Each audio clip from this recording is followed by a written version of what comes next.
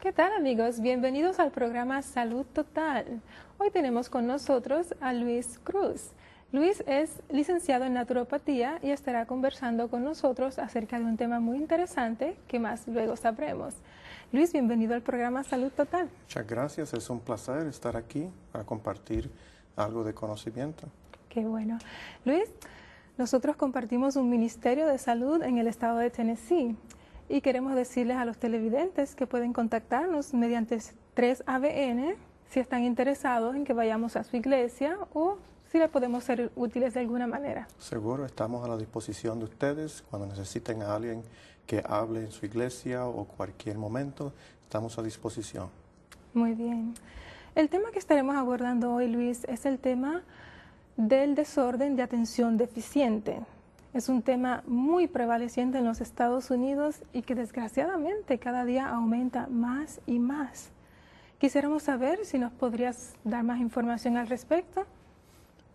En mi pequeña práctica veo a muchos niños que tienen este problema y existen dos versiones. Está la falta de atención, desorden de falta de atención, y está el desorden de falta de atención por hiperactividad. Básicamente los dos tienen síntomas similares, con la excepción de que el segundo tiene el síntoma de la hiperactividad y se caracteriza por la impulsividad, la falta de memoria, falta de concentrarse y como consecuencia también tienen problemas con el aprendizaje. Definitivamente. ¿Cuál de los dos es más común, por lo menos en los Estados Unidos, o son igual de prevalentes los dos? No he estudiado las estadísticas en cuanto a esto, pero en mi práctica por lo menos vienen muchos los que tienen el problema de la hiperactividad. ¿Especialmente en los niños o en las niñas? Mayormente niños, porque esta condición, por cada niña existen 10 niños que tienen este problema. Y aproximadamente hay 2 millones de niños que están tomando el medicamento Ritalin, que es el medicamento que se utiliza para el problema de la hiperactividad. Es el método convencional. Es el método común, convencional. Luis, ¿hay alguna edad en la que se comienza a tener este problema o puede surgir en cualquier tiempo en la infancia o en el desarrollo de un niño? Los niños generalmente comienzan a manifestar los síntomas a los 3 años, pero generalmente se diagnostica ya cuando entran en la edad escolar, cuando la maestra, con su experiencia, nota que el niño está teniendo problemas y recomienda a los padres a ir a un médico para ser diagnosticado. Muy bien, dijiste anteriormente que más o menos 2 millones de niños 2 millones de niños tienen esta condición actualmente. Esos son los niños que están tomando medicamentos, o sea que ya han sido diagnosticados, no se sabe cuántos no han sido diagnosticados. Puede ser que alguno de los padres considere que es normal que su niño salte y hable y esté tan hiperactivo, piensen que es normal, pero especialmente en el varón. Pero la hiperactividad que se manifiesta en esta condición es mucho más anormal de lo que debería ser para esa edad. ¿Hay alguna causa o razón para que el niño se comporte así? En cuanto a la causa, no se ha definido una causa específica y hay controversias en cuanto a la causa. La literatura médica está dividida en cuanto a las causas, pero en la medicina natural consideramos estas siguientes causas. Primero, el consumo excesivo del azúcar. Segundo, los colorantes artificiales. Definitivamente.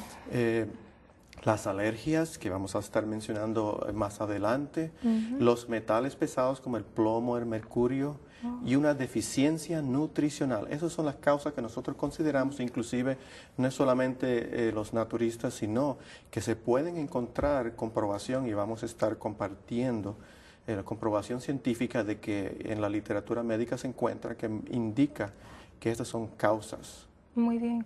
O sea, ¿esta información científica se basa en estudios que se han hecho? Sí, se basa en estudios que se han hecho y la literatura médica siempre está dividida. En casi cualquier condición va a haber una división.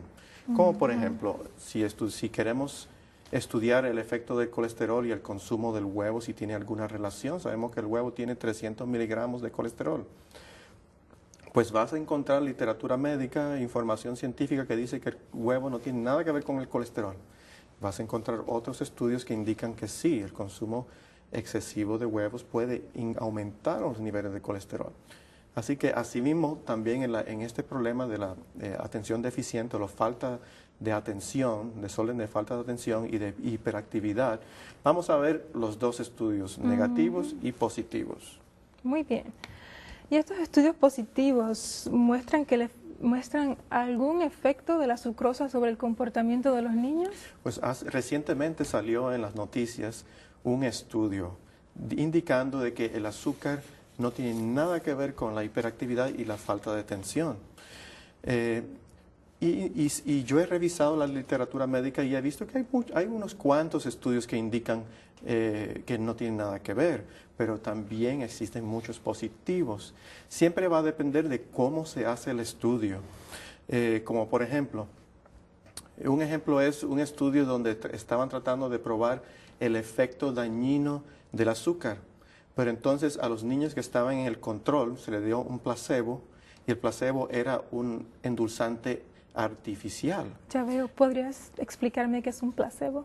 Un placebo básicamente es una sustancia supuestamente neutral que se le da al grupo de control y ellos por supuesto no lo saben, es para saber, hacer la comparación del efecto de la sustancia que se está probando, porque muchas veces una persona puede tener una reacción psicológica y pensar que la sustancia le causó una enfermedad. Y por eso se hace lo que llamamos en inglés double blind studies, los estudios donde ninguno de los participantes, ninguno de los grupos saben lo que está tomando. Uno está tomando un placebo, una sustancia neutral que no tiene ningún efecto, y el otro grupo toma la sustancia que se está probando. Y entonces, el problema es que en el endulzante artificial, en muchos niños con el desorden de falta de atención y con hiperactividad han reaccionado con estas sustancias. Por lo tanto, cuando se utiliza un placebo de una sustancia que posiblemente también puede causar reacción, pues el estudio en realidad no va a ser de validez, pero muchas veces utilizan eso y toman conclusiones incorrectas. Otro ejemplo es un estudio donde quisieron probar los colorantes artificiales y como placebo usaron una galleta de chocolate. Pues la galleta de chocolate tiene azúcar, tiene leche y tiene chocolate. Los tres ingredientes han mostrado efectos dañinos sobre un subgrupo de niños que tienen este problema. Y generalmente lo que sucede es que la mente convencional, o sea, nuestra mente tiende a pensar que una sustancia debe causar una enfermedad. Como por ejemplo pensamos en la malaria, un parásito entra a la sangre por el mosquito que pica a la persona y entonces daña los glóbulos rojos, afecta el hígado, eso causa la enfermedad. El virus de la influenza causa el flu. Y pensamos que en las enfermedades crónicas o enfermedades como la falta de atención deficiente o la hiperactividad, sucede lo mismo, pero no es así. Muchas veces hay muchos factores que pueden estar causando una condición o diferentes grupos que pueden estar reaccionando a diferentes sustancias, pero esa sustancia le está causando la misma enfermedad. Existen dos estudios que quisiera usar como un ejemplo. El primer estudio es un grupo de investigadores que básicamente estaban revisando la literatura médica y usaron dos estudios donde se utilizó el chocolate, el azúcar y el colorante artificial para ver individualmente, para ver si tenían efectos sobre la hiperactividad. Según la conclusión de esos investigadores, de esos dos estudios, fue negativa. O sea, no vemos ninguna relación con los colorantes artificiales, el azúcar y el chocolate con la hiperactividad. Eso es lo que sucede cuando se prueba una sustancia aislada, porque puede imaginarse, le quito el azúcar, pero el niño sigue comiendo algún alimento, una dieta totalmente antinatural, donde está llena de cosas que son dañinas para el cuerpo. Ahora, este segundo estudio fue publicado en el Journal de Pediatría en 1989 y fue un estudio más completo y hubo resultados positivos, porque en este estudio se tomaron aproximadamente unos 24 niños que se les puso en una dieta por aproximadamente 10 semanas y en esa dieta se le eliminó el MSG, que es el monosodio de glutamato. que es el monosodio de glutamato, se le eliminó los colorantes, se le eliminó la cafeína, se le eliminó los productos lácteos, se le eliminaron el chocolate. Todas estas sustancias se eliminaron y por supuesto los colorantes, preservativos, aditivos, todo eso se eliminaron de la dieta. Después de 10 semanas, 50% de los niños respondieron al manifestar menos síntomas y menos hiperactividad. Esto claramente muestra cómo un cambio más holístico, en lugar de simplemente quitar una sustancia aislada, es lo que va a hacer el cambio en estos niños. Y esta ha sido mi experiencia viendo a estos niños que cuando se les cambia la dieta y el estilo de vida, y entonces quizás se les suministre algunas plantas, algunas nutrición adecuada, entonces estos niños mejoran tremendamente. Precisamente te iba a preguntar que, siendo el caso de que hay muchas sustancias que pueden afectar negativamente a estos niños que padecen del desorden, de deficiencia de atención, también deben haber ciertas deficiencias. Indiscutiblemente. Pero antes de entrar a esas deficiencias, hay un punto sobre el azúcar que quisiera, si me permites, comentar. Y es un estudio que se hizo y que salió en un Journal de Psicología Normal de los Niños en el año 1986, donde se hizo el experimento con el azúcar, pero en este caso fue en niños normales. Aproximadamente se probaron unos cuantos niños, más de 50 posiblemente, y entonces el experimento fue que se le dio un vaso de jugo que se había endulzado con azúcar. Se alternó el tipo de prueba que se le hizo al niño, uno de inteligencia, 15 minutos, y 15 minutos de recreación. Esto se iba alternando. Los investigadores notaron después de 40, 60 minutos que hubo un cambio en los niños. Primeramente, la reducción en la inteligencia manifestada en las pruebas, en la capacidad mental, manifestada en las pruebas que se le estaba haciendo por los 15 minutos. Y durante los 15 minutos de la recreación, el estudio menciona que manifestaron una conducta inapropiada. Lo que quiere decir que afectó su comportamiento, su relación, cómo se socializaban con otros niños, afectó su inteligencia y se redujo también. Su forma de comportamiento fue alterada también. Wow. ¿Puede haber algún otro elemento que influya en estos niños para que tengan este tipo de comportamiento? Como por ejemplo, estoy pensando en los metales pesados. Sí, se ha estudiado los metales pesados, especialmente el plomo, que persiste mucho en las casas viejas que se pintaban o se usaba pintura de plomo. Y también en los juguetes muchas veces, inclusive salió recientemente en las noticias, donde niños estaban siendo afectados.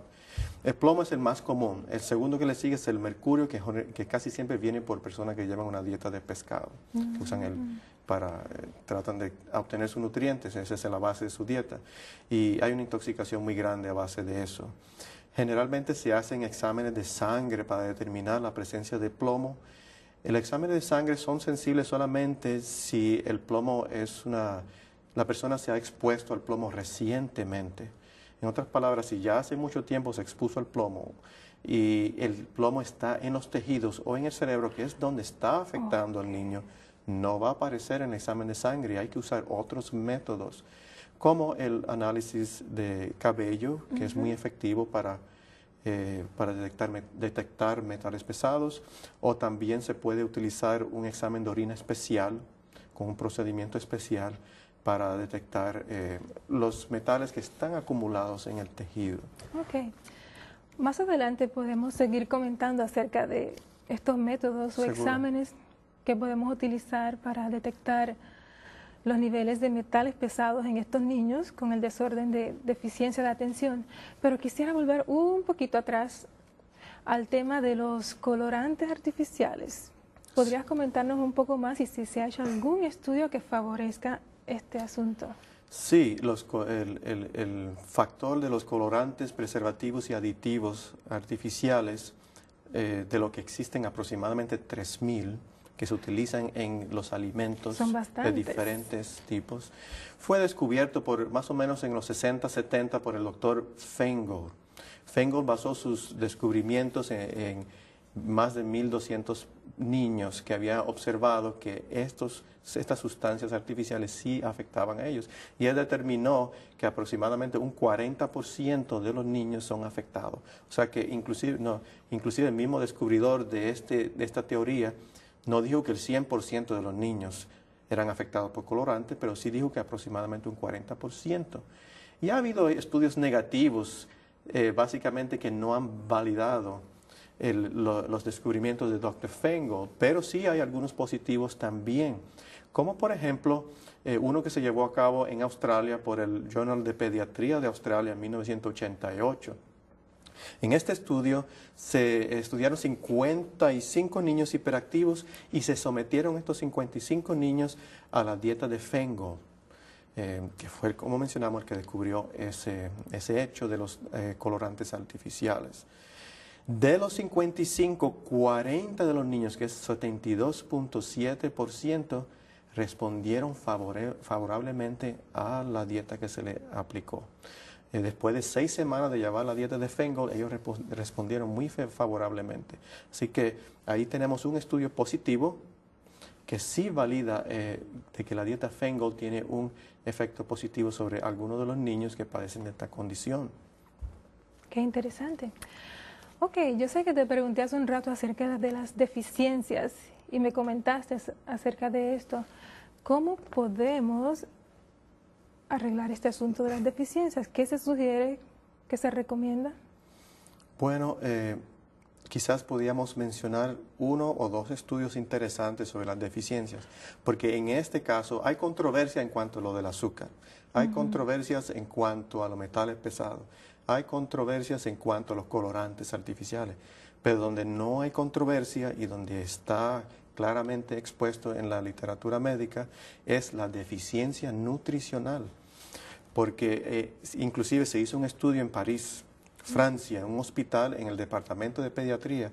Se tomaron 53 niños que padecían de ADH, problema de falta de deficiencia de atención, de la edad aproximadamente de 4 a 14 años. Okay. Como grupo control se tomaron 27 niños que no padecían de este problema. Se les tomó un examen de sangre y se notó en ese examen de sangre, lo que se le analizó fue la ferritina. Ferritina es la manera en cómo el cuerpo almacena el hierro.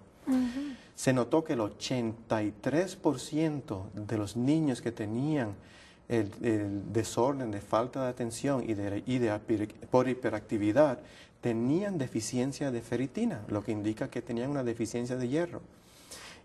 Solamente el 18% de los niños que no tenían el desorden de falta de atención ni de hiperactividad tuvieron falta de ferritina, comparado con 83-84%, que es casi la mayoría, casi todos los niños. Y no solamente eso, sino que mientras más deficiente era el niño en ferritina, más severa era la condición.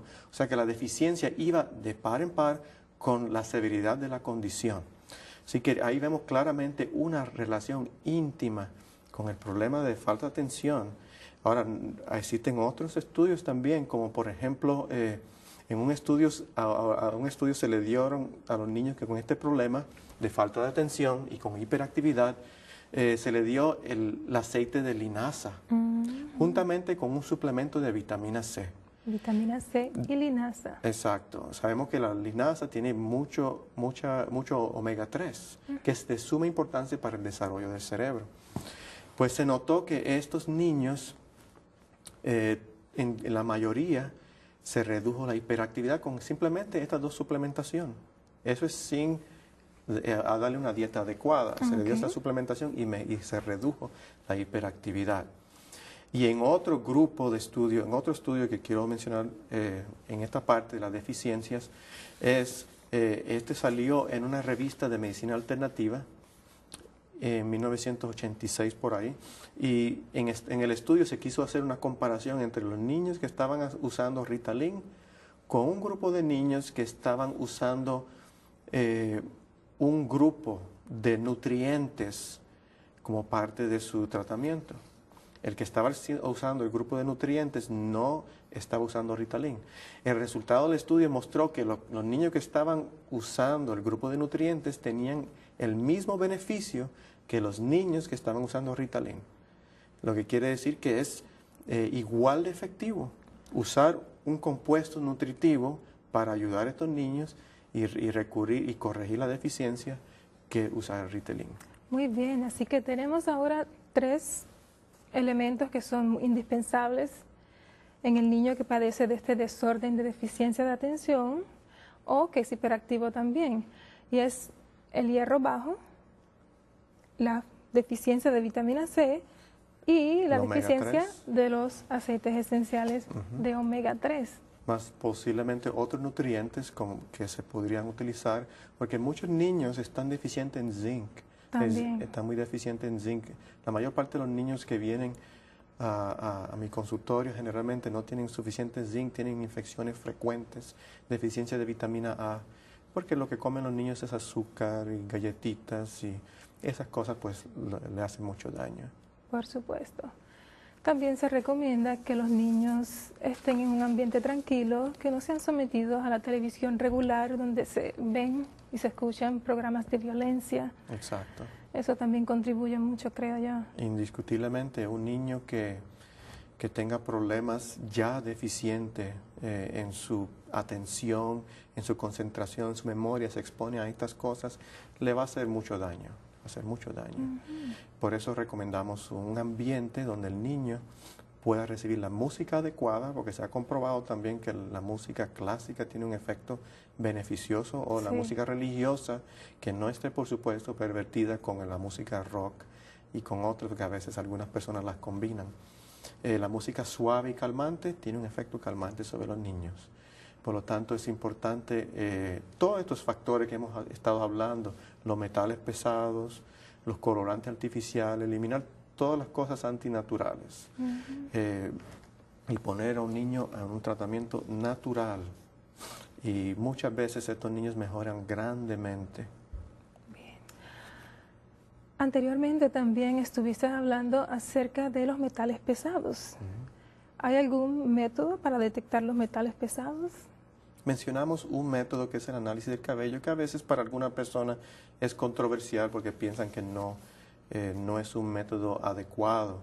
Pero en realidad se ha estado usando, inclusive en la medicina forense, el análisis del cabello para detectar arsénico, mercurio, aluminio y diferentes tipos de venenos que puedan existir en el cuerpo. El pelo funciona como un órgano excretor. Todo lo que el cuerpo está acumulando en los tejidos se va a acumular en el cabello, porque el cabello es un tejido. Y sin tener que herir el cuerpo, uno podemos coger un pedazo, 2 cucharadas del cabello, enviarlo a un laboratorio que se especializa en estos tipos de exámenes, y generalmente ellos devuelven un reporte y nos indican si hay problemas de acumulación de tóxicos. El otro método que utilizan más los médicos alternativos es el método de suministrar al niño un quelador. Una sustancia queladora es una sustancia que funciona como un imán.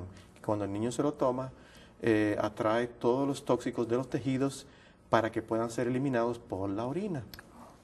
Entonces, el médico alternativo va a medir, va a coger una muestra de orina después de un tiempo de suministrar ese quelador, y entonces va a determinar si esa orina contiene mercurio, contiene plomo, contiene cualquiera de estas sustancias. Ese es otro de los métodos que se utiliza. También se pueden conseguir kits, pequeños sustancias o reagentes que se pueden conseguir en algunas tiendas y algunos en el internet, que se utiliza para medir los químicos en el agua. Ese mismo kit, que no cuesta mucho, esos reagentes se pueden utilizar para medir la orina, para ver porque miden plomo, miden mercurio, y algunos niños lo van a reflejar en la orina, y cualquier persona puede hacer eso en la casa. Así que es un examen que está accesible, inclusive para las personas, para hacer en la casa. Muy sencillo. Fantástico, esta información es muy valiosa. Amigos, estamos aquí con el doctor Luis Cruz.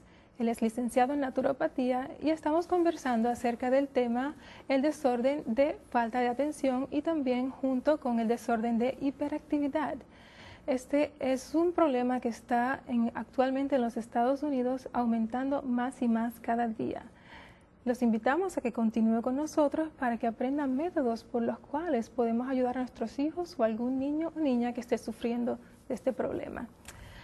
Luis, te quería hacer otra pregunta.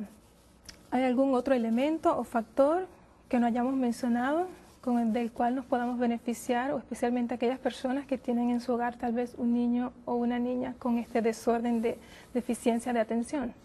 Indiscutiblemente hay otro factor, un último factor que puede ser causante muchas veces y son las alergias. Las alergias al ambiente, pero especialmente alergias a los alimentos. Las alergias a los alimentos pueden causar una disfunción cerebral y eso no lo digo yo. La frase que utiliza la literatura médica es disfunción cerebral mínima. O sea que alergias a alimentos, alergia a diferentes sustancias puede causar lo que ellos llaman la disfunción cerebral mínima.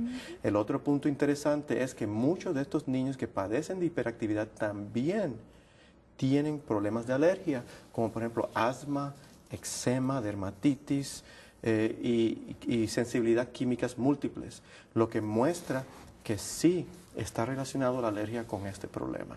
Muy bien. Estamos casi culminando nuestro programa, que ha sido muy interesante. ¿Podrías darnos algunos consejos prácticos rapidito acerca de qué puede hacer una madre en el hogar o una persona que esté a cargo de un niño con este problema de desorden de atención para mejorar la condición del niño? Bueno, primeramente ponga a ese niño en una dieta natural. Quítale todos los dulces, dele sustitutos naturales, quítale el chocolate, los colores aditivos y preservativos artificiales, y para poder hacer eso la dieta tiene que ser natural. Si el niño quiere comer algo dulce, dele una fruta, no le dé cosas que tengan colores raros, cereales con colores raros, y mantenga a ese niño en una dieta natural lo más posible. Gracias, Luis, y gracias a ustedes por haber estado con nosotros en el programa Salud Total.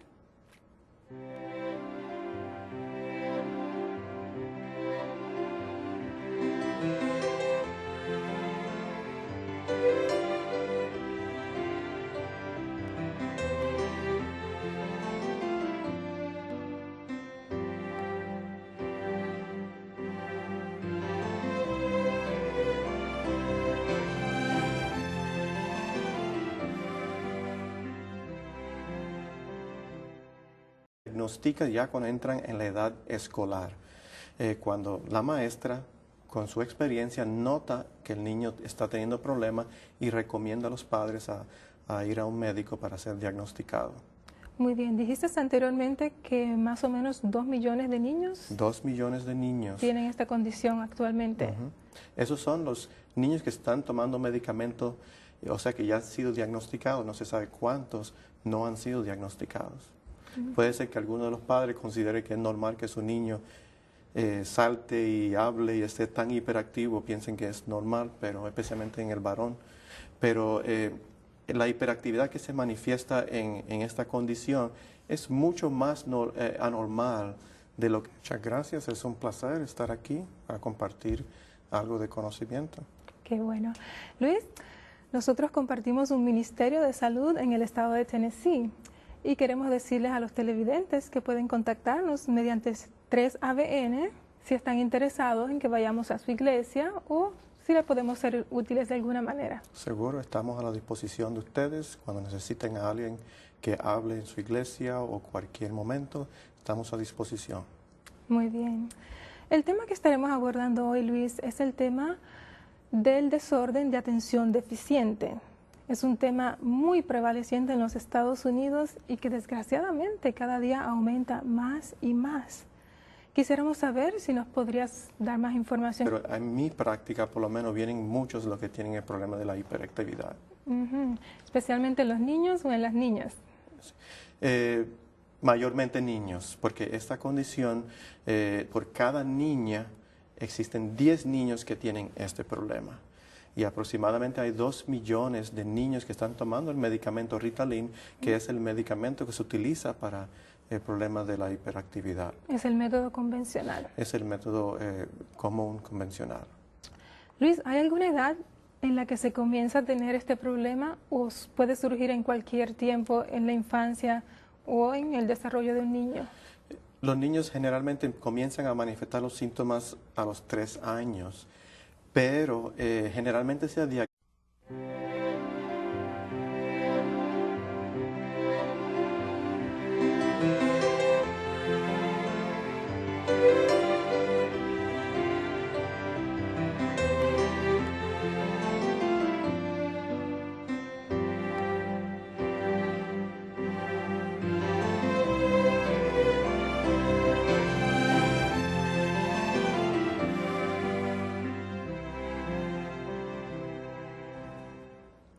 ¿Qué tal, amigos? Bienvenidos al programa Salud Total.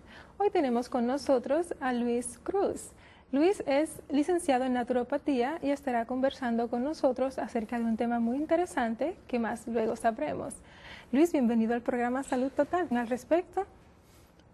En mi pequeña práctica veo a muchos niños que tienen este problema y existen 2 versiones. Está la falta de atención, el desorden de falta de atención, y está el desorden de falta de atención por hiperactividad. Básicamente los dos tienen síntomas similares, con la excepción de que el segundo tiene el síntoma de la hiperactividad y se caracteriza por la impulsividad, la falta de memoria, falta de concentrarse, y como consecuencia también tienen problemas con el aprendizaje. Definitivamente. ¿Cuál de los dos es más común, por lo menos en los Estados Unidos, o son igual de prevalentes los dos? No he estudiado las estadísticas en cuanto a esto,